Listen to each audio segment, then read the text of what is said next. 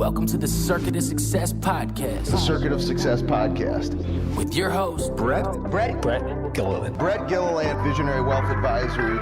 The Circuit of Success Podcast. Let's start the show. Welcome to the Circuit of Success. I'm your host, Brett Gilliland. Today I've got Doug Noll with me. Doug, how you doing? I'm doing great, Brett. Good day to be alive. Good day to be alive out there in Northern California, right? And actually, I live in the exact center of the state of California. Exact center of the state. Okay, I was picturing more of the northern part, the center of the state. Got it. Very clear. And but you are a lawyer turned peacemaker. You're an empathy leader, leadership contrarian. You are an author, a speaker, all sorts of great stuff. You've trained leaders and teams to de-escalate conflict in seconds, from prisons to governments. I mean, I could go on and on and on, but right. We'll let you talk about that. And I always want to know, what has helped make you the man you are today, Doug? Boy, 75 years of life experience. Yeah. You know, all wrapped up into one question. That's right. I mean, I was not a great man for a long time. And I had to go through a lot of strife and turmoil and hurt to become a good man. And I'm say that I've never been happier than I am now. I've never been happier in my life than I am now. Yeah. But it took 50 years to learn those lessons. Wow. Which is tough. What was the biggest lesson you learned in those first 50 years? Well, I did acquire some really powerful habits: discipline, patience, perseverance. I had a good intellect, so I developed that.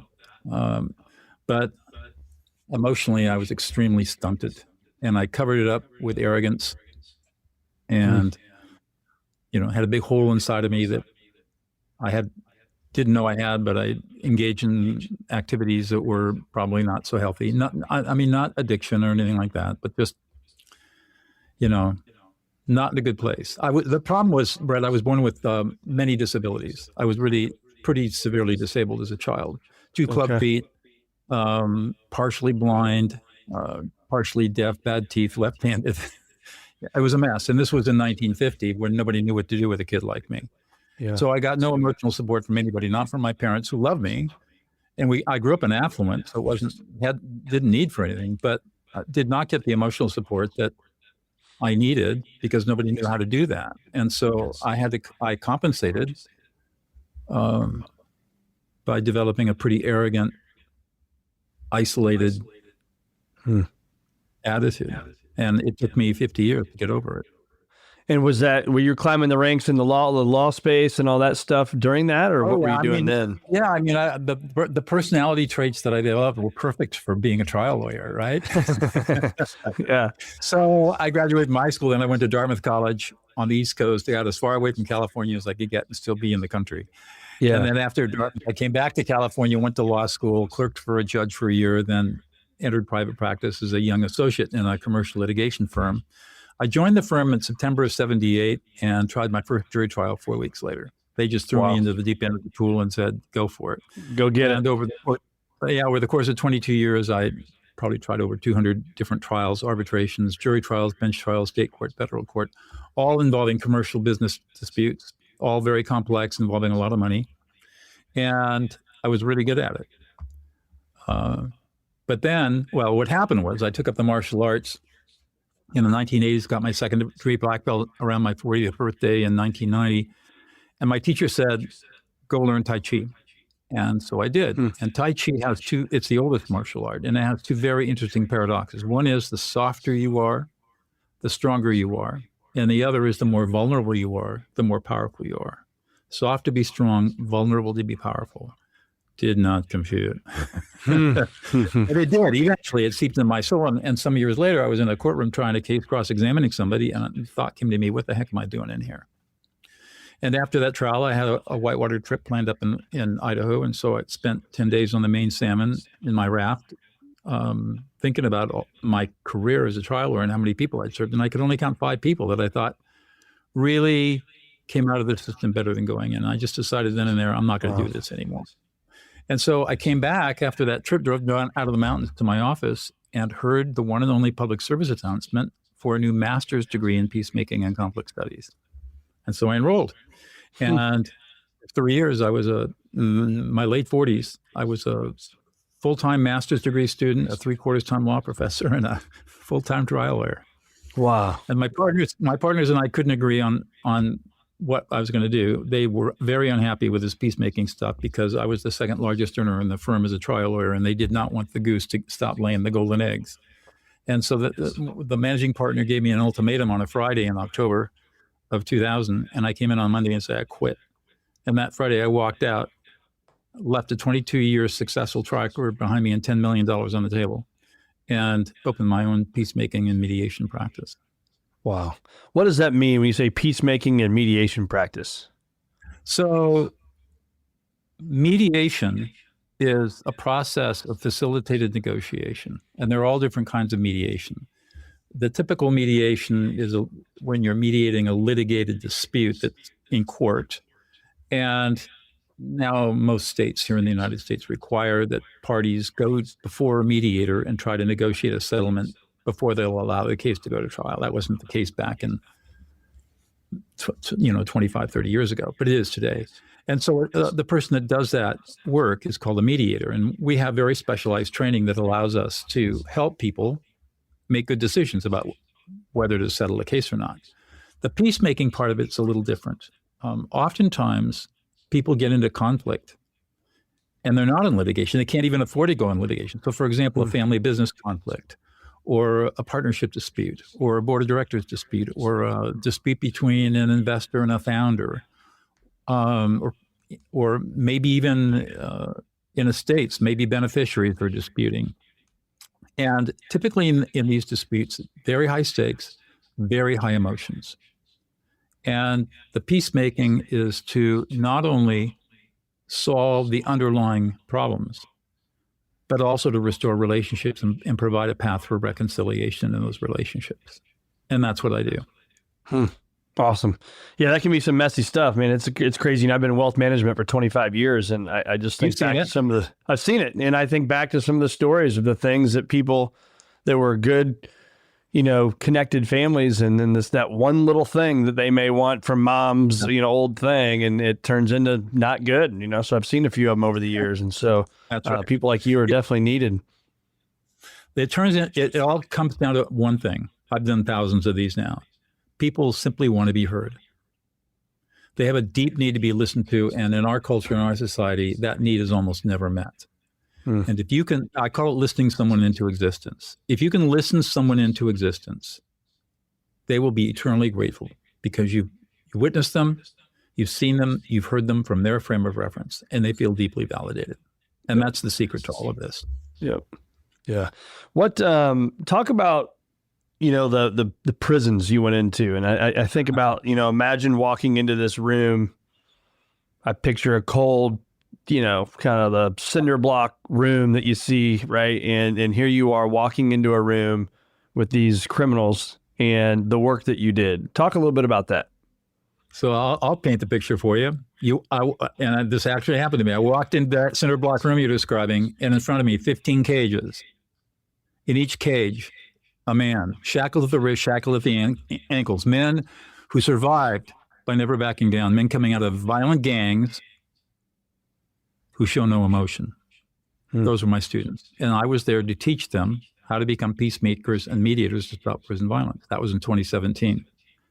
The project started in 2000.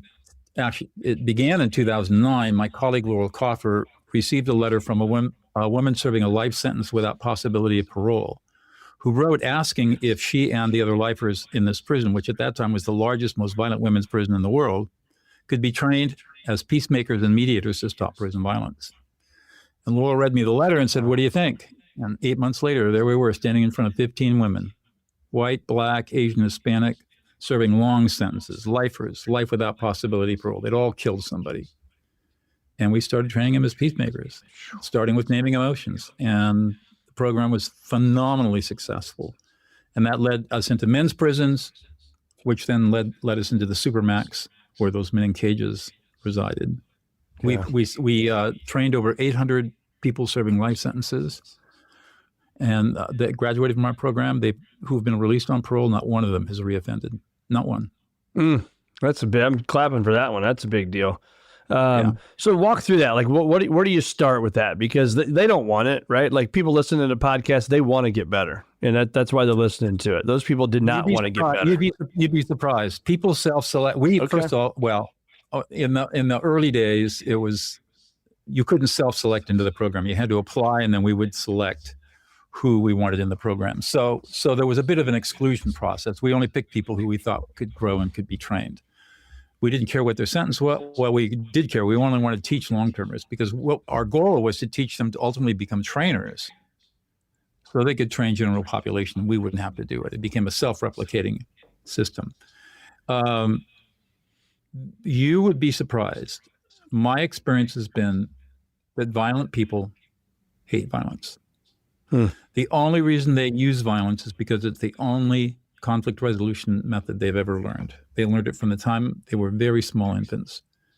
And once they learn that there are other ways of solving problems other than pulling out knives or fists, they flock to it like ducks to a water. And I've trained some of the most effective peacemakers I've ever seen. One guy, I've trained a lot of pretty infamous people, but one guy was the founder of the Aryan Brotherhood. And he turned out to be phenomenal as a peacemaker.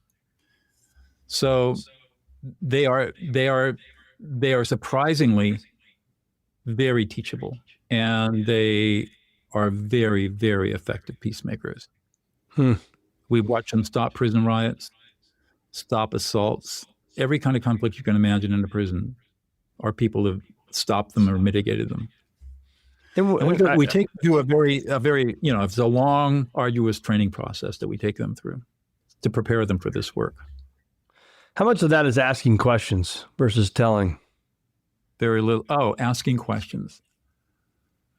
Yeah, there is asking questions, but it's very structured in the way that we teach. We mostly teach them in the beginning how to listen. And they think they're good listeners. It turns out they're not good at all. So we spend almost the whole first module is learning how to listen, and listening, and to the degree that there are questions that they're going to be asking, they're very open-ended. Tell me more. What else? And not getting into very specific stuff. We want it, and then getting people to open up and start talking about what's going on, and then we teach them. The core skill is how to name emotions. So you're really angry, you're frustrated, you feel disrespected, you don't feel heard, you feel unsupported and unappreciated, and you feel unloved. But we know from brain science that when you name somebody's emotions like that, the centers of the brain that are associated with negative emotion are inhibited, while the prefrontal regions of the brain responsible for emotional self-regulated become activated. And so in plain English, for people who don't know much about neuroscience, naming emotions using a you statement, you feel, calms the brain. It happens automatically, unconsciously, on any human brain on the planet. And that's why this was so successful, because by introducing this skill into our peacemaking curriculum as the very first skill they learned, our incarcerated students learned that they could de-escalate any tense situation in about 90 to 120 seconds. It got to the point in most prisons where the correctional officers would call on our mediators to come in and quiet things down. So if I'm feeling angry about something, say something happened at work and I was angry, would I say you Brett, feel angry, or do I say I feel angry? You, to yourself, if you're angry, you would say I feeling. I'm angry. I'm pissed off. I'm really frustrated, and I don't. And that immediately calms me down. That will calm you down immediately. I'm feeling stressed, or I'm feeling anxious, or I'm on this airplane. I'm having some anxiety. I'm feeling anxiousness. Yeah, interesting. In fact, there are studies that show that by naming your emotions, you can actually desensitize yourself to phobias. I think the study had to do with spider phobias, and they did brain scanning studies showing that when people were naming their emotions around a spider phobia or other kinds of phobias like that, that the phobia went away because they were able to calm the emotions. And you could see literally what was happening in the brain as they did it, because they had people in functional magnetic resonance imaging machines. Yeah, I had a phobia of flying for 8 years. We flew a lot, went on vacations, and had a bad experience. And I swore I wouldn't fly again. Didn't fly for 8 years. And a couple friends were turning 40, and we were going to go to Tahoe. So, basically a 4-hour, 5-hour flight for us. So I'm like, maybe I should have gone to like Chicago or something, like a 30-minute flight, for me, and knock the dust off a little bit. But man, I will tell you, through work, I worked on it, right? One, I meditated. Number two, I took a good friend to lunch for about 2 hours, and he's a pilot for a major airline. And I had him walk me through, and he brought his work computer and showed me through where the turbulence was. And if an engine went out, he would pick these airplanes like, see, that one's over Tulsa, Oklahoma. And if that went out, here's what's going to happen. Here's where they're going to land. I got the game plan, right? But then I learned, and I don't even know where I learned this from, that before the flight takes off, to close your eyes, I was breathing, saying I'm anxious. So I didn't know I was labeling it at that point. But then picturing the airplane taking off, having a smooth flight, and picturing the airplane landing smoothly, and doing that with a smile all before we took off.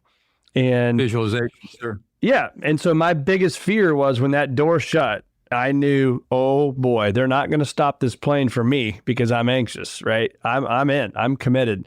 And for some reason, when that door shut, and I had a travel rosary that I hold in my hand, that door shut and the pressure changes, it all went away. It was unbelievable. And now that was, 3 or 4 years ago, and I've flown, I don't know how many times, tons of times, and it's gone. But it was through the type of stuff that you're talking about, right? Right. We're just using brain science to help us improve. So how do our listeners that are maybe, we don't know what they're dealing with, right? They're listening to this right now. What are the 2 or 3 or 4 things that you would tell them if they could just put this little box together? This is how to get out of the emotion and how to quote unquote fix it.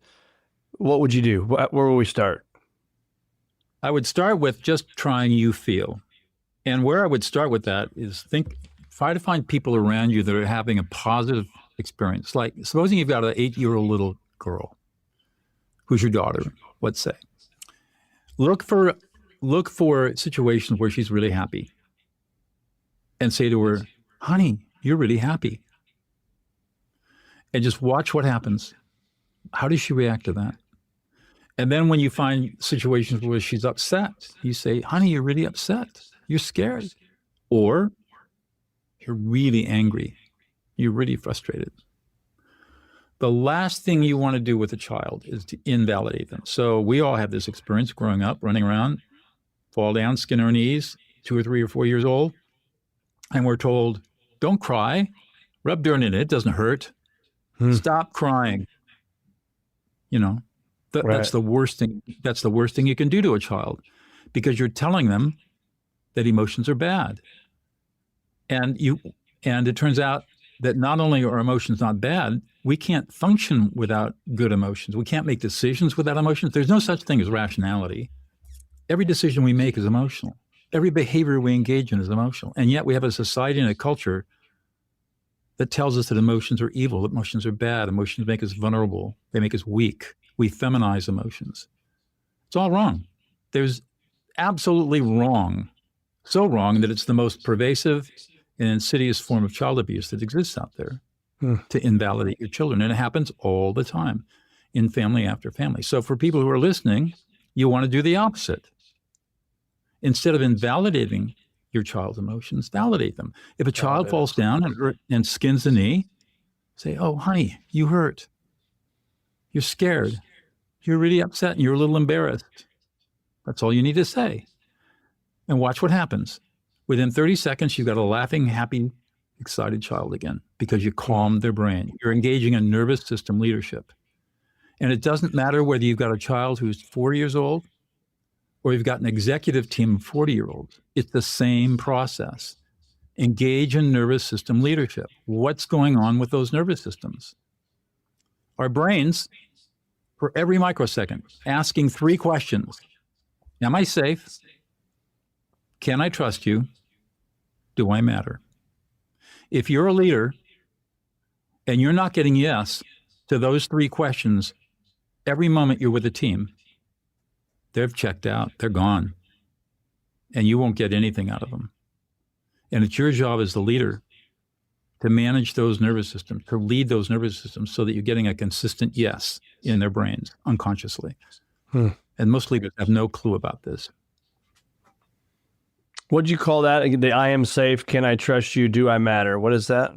Those are basically the three questions that our brains are asking every microsecond, constantly scanning the environment for threat, constantly.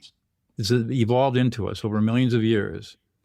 And the brain is always asking these, looking at the data coming in, and asking these questions. And if you are a leader and you're unaware of how your nervous system might be affecting the nervous systems of people on your team, and you're unaware that these three questions are being asked every moment, then you're losing 98% of who your people are. Because let me tell you, the emotional systems of the brain have control and have veto power over deliberative thinking. Yeah. You may have 5% of your brain to make decisions, but that 5% gets vetoed every single time by the 95% if those three questions are answered no. And it moves fast, doesn't it? Oh, yeah. Microseconds. Yeah. So the you feel exercise, these what else should somebody be doing? So this takes a little bit of practice, but you want to learn how not, when somebody is arguing or maybe yelling at you, our natural instinct is to become defensive. And so we start to rationalize, explain, justify, apologize, appease. Don't. Develop the reaction and the ability to simply name what you're seeing. You feel angry. You feel frustrated. You don't feel heard. You feel unappreciated. There's a system for doing this. But if you just start with some really basic emotions and you name them with the you statement, do not use an I statement. Don't say what I think you're feeling is anger or it seems to me you're angry. No, do not do that. The reason is that when people are highly escalated, the prefrontal cortex is shut off and they can't process that information. The only thing they can process is a direct statement. You're angry. It's simple and direct, and they can get that. But if you say, it seems to me that you're angry, or what I think you're feeling is angry, that's a complex sentence that they cannot process, and it will just make them angrier. For the same reason you don't ask questions. Are you angry? If their prefrontal cortex is offline, they can't answer that question, and they're going to get really frustrated because they can't answer the question. And it just makes things worse. So the only thing you should do is name the emotions that you see with a simple you statement. You feel. And then pause and watch. And you're going to watch for the body's yes. A nodding of the head, sometimes a verbal response like yeah or exactly, a dropping of the shoulders and a sigh of relief. And that's when you know you've de-escalated. It's when you've won. Now that I was going to say, now that you got people calm down, now you can engage in problem solving. Okay, so what do we need to do to fix this thing?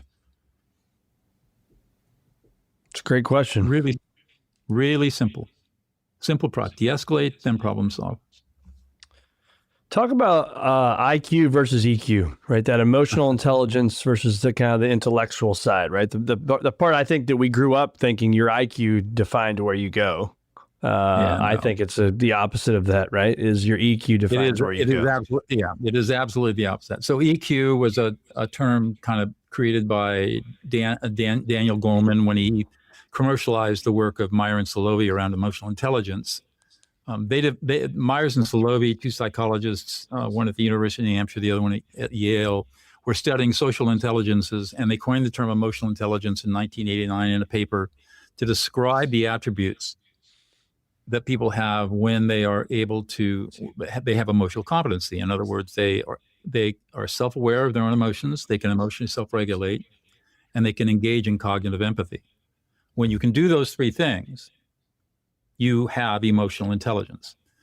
And Goleman popularized that in his 1995-96 book called EQ, Why It's More Important Than IQ, and kind of brought emotional intelligence onto the map.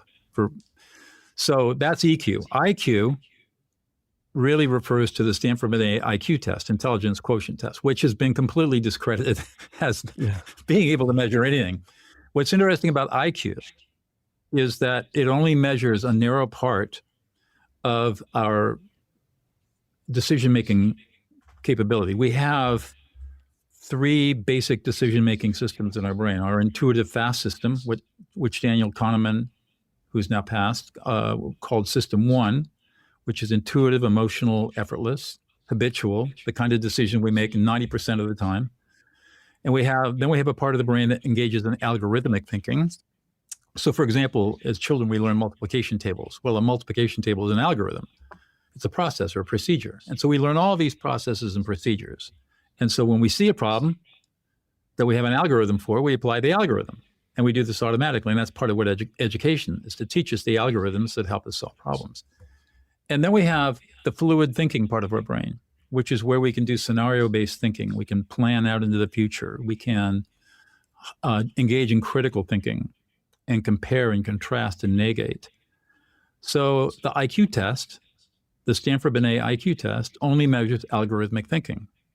It does not measure automatic thinking, and it does not measure fluid thinking. So it's very narrow in terms of and we know that it's race biased and gender biased, and it's really a piece of junk. It's crazy. As a test. EQ can be measured through assessments. The gold standard is the Myers-Celebi-Caruso Emotional Intelligence Test, which you can get a copy online. Just go out and search for it and you'll find it. And that's a questionnaire that asks you about a bunch of scenarios, and how you answer those questions measures the degree to which you have emotional intelligence. We know from study after study after study that people who score high in emotional intelligence assessments tend to have better life outcomes. They are balanced, they are happy, they are successful, and they make for very effective leaders. People with low emotional intelligence have just the opposite. And what's crazy is that our educational system does not teach the skills needed to develop good emotional intelligence. What's the first thing to go when school funding gets tight? Arts, drama, music, literature.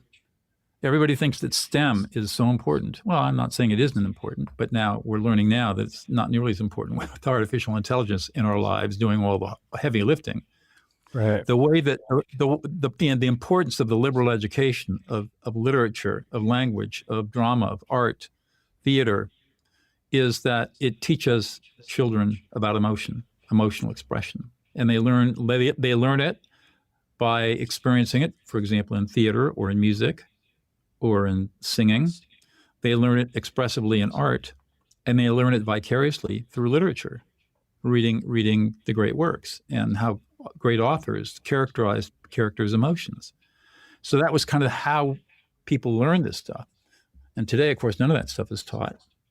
And many people live off their phones, and their attention spans are, the length of a gnat.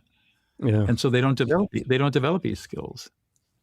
I really feel sorry for the youngest generation that went through the pandemic. They lost 3 years of socialization, and now they can't talk to each other. I've been working with a young man up in New Jersey I've struck a friendship with, and I kind of mentor him. And it took me weeks to convince him not to contact women via text. If he wants to go out on a date, he's got to call her up and take her out on a date and have physical presence. That was just beyond his comprehension. And then he started doing it, and he recognized that, oh yeah, you're right. It works. It works. Just gotta ask. So our listeners, again, keep focusing on them, is they're wanting self-development, right? So what are some of those areas that you would recommend people go work on first? I mean, obviously you get your health and your mind and your sleep and hydration and exercise, all that stuff, right? But if you just put it into one package, and you said this is what to do, what would it be? Here's the thing that's really cool, Brett.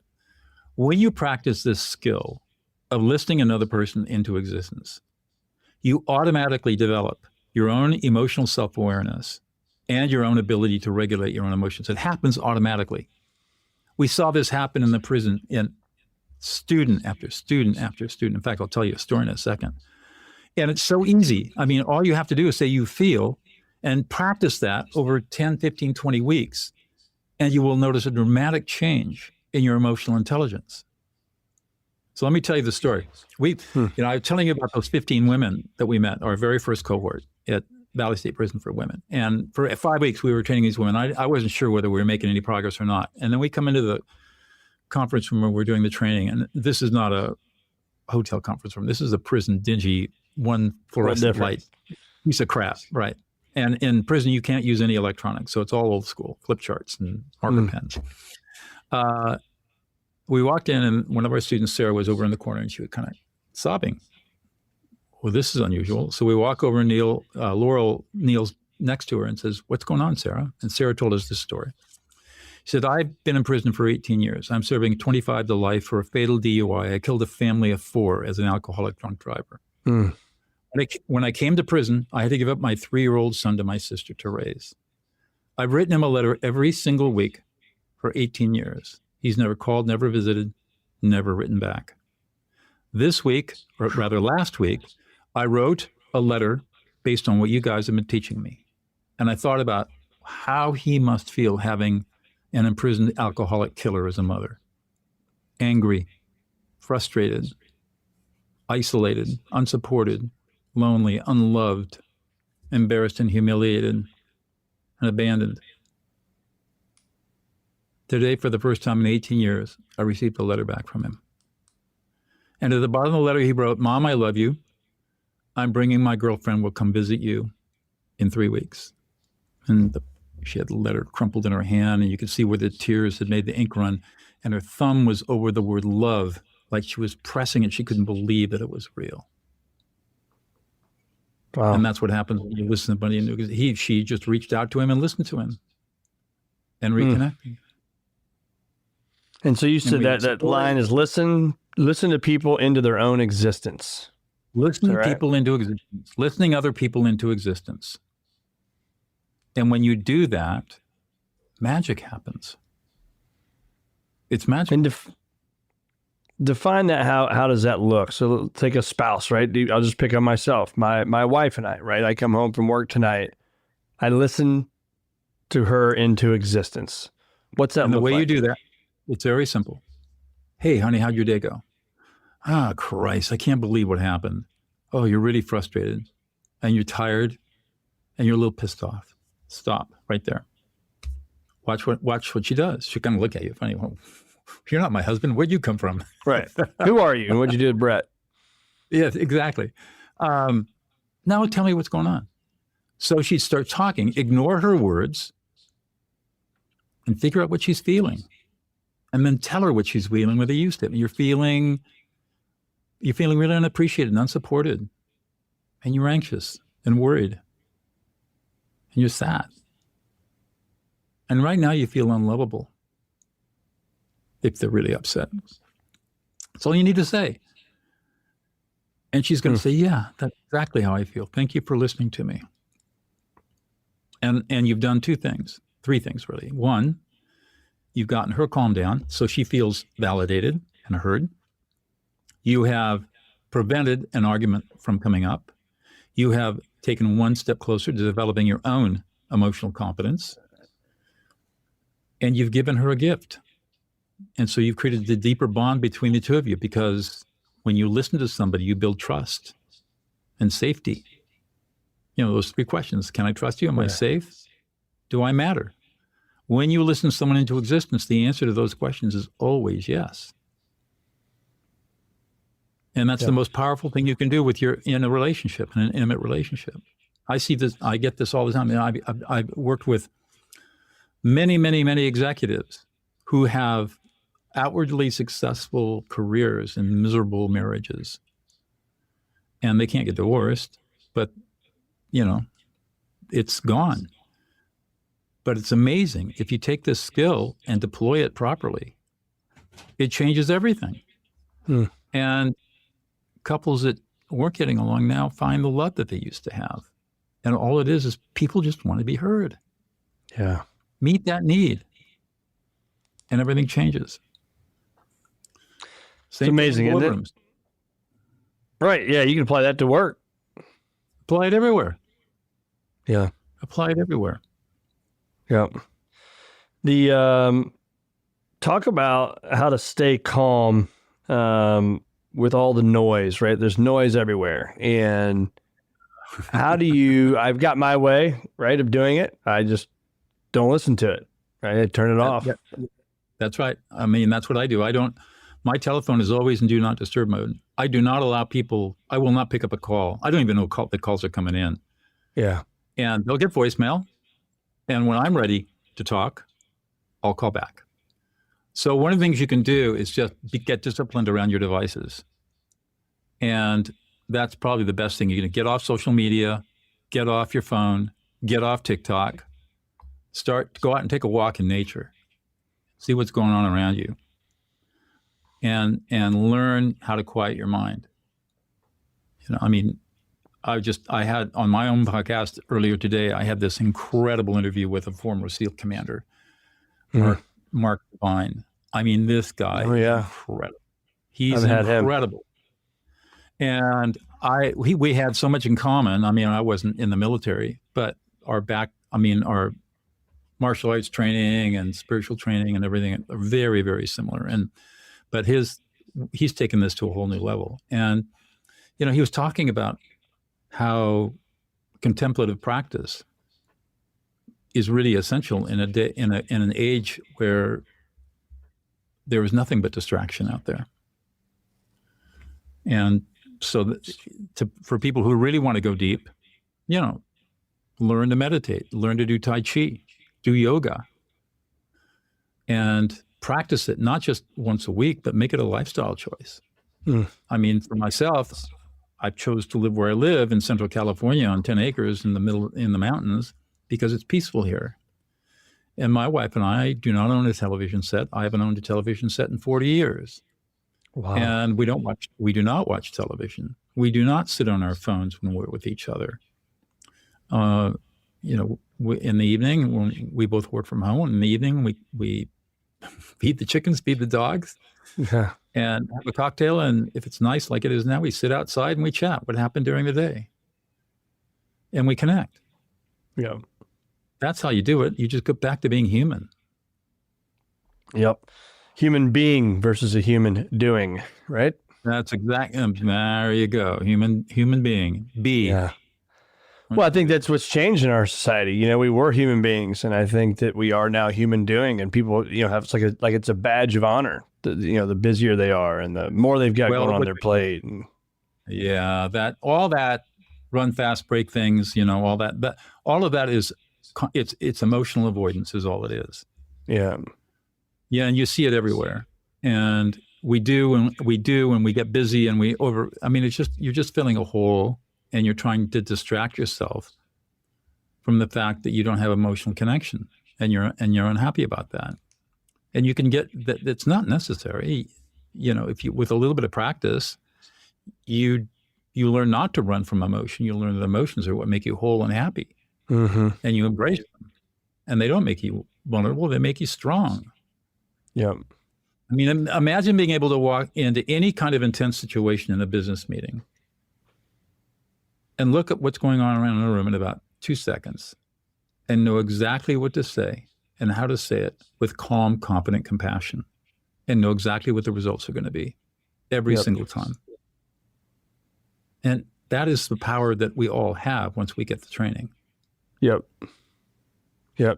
Very solid. Doug, this has been awesome, man. I've taken, as you probably could see, with my left hand, just like you're left-handed. We're a different animal. We're a different animal. But I don't know about you. I love being left-handed. I think it's awesome because it's just unique and different. So it is unique and different. Yeah. I play golf right-handed though. We had our challenges growing up though, that's for sure. That's right. Yeah. Especially when you were using pencils, as grade school. Oh, you come home, that's right. Pencil all over your side, and it's like, what is all over your hand? Well, I'm left-handed. So yeah. I know we're coming to the end, but I know you're a man of faith, and I just want to share this idea that one of the great teachings from all spiritual traditions is to be a peacemaker. Jesus talked about it from the Sermon on the Mount, blessed are the peacemakers and all this. That is the essential. That's what gives life meaning. And if you do these simple skills that I've been talking about, you feel That's how you walk in the steps of somebody like Jesus. You don't do it from going to church. You do it from being. And the being part is listening. And what I tell people is when you listen somebody into existence, you throw a pebble into the pond of peace. And if you get 10 people walking by that pond and throwing 10 pebbles in, you start to get some ripples. If you get 1 million people walking by, you get a tsunami of peace. And that's what it's all about. I love that. Love that, man. Really, really good stuff, Doug. Where do our listeners find more of you? My website is dougnoll.com. I also have a page. I'll give you the URL to the page. I create a page for your audience, for everybody who's listening, or nobody else gets this page and nobody else will ever find out about it. I don't SEO it or anything. It's called dougnoll.co/circuit. And if you go to that page, you'll get access to some free resources. It'll get you onto my website so you can kind of wander around and see what I'm all about. But dougnoll.co/circuit will get you the resources that can get you started in learning more about this sort of stuff. Well, I love You've this. got links to my 4th book, and my 5th book's coming out in September called Empathy Leadership. I'm a Simon & Schuster author, and you can download a free ebook, or the other thing you can do is join my Substack, dougnoll.substack.com. And the cool thing about doing that is if you just subscribe, it's free to subscribe, but you'll get a cheat sheet. And everything I've been talking about today, there's a PDF cheat sheet that will take you through 14 different common scenarios and the exact language to use in each scenario to calm people down. So that's just for joining my Substack, Doug Noll, DOUGNOLL.substack.com. And that'll get you started. And of course, you can reach out to me, and I'm always happy to talk. Awesome. Zoom calls cost nothing. That's right. Free Zoom call. Well, Doug, man, thanks so much for being on the Circuit of Success. I've really enjoyed the conversation. And I think just leaving people with these 3 questions, right? Am I safe? Can I trust you? And do I matter? Using that at home and all walks of life, to your point of following the steps of Jesus, right? Like if this is how we're living, we'll be a human being, not a human doing, man. So thanks so much for being on the Circuit of Success podcast. Thanks for having me, Brett. Enjoyed the conversation.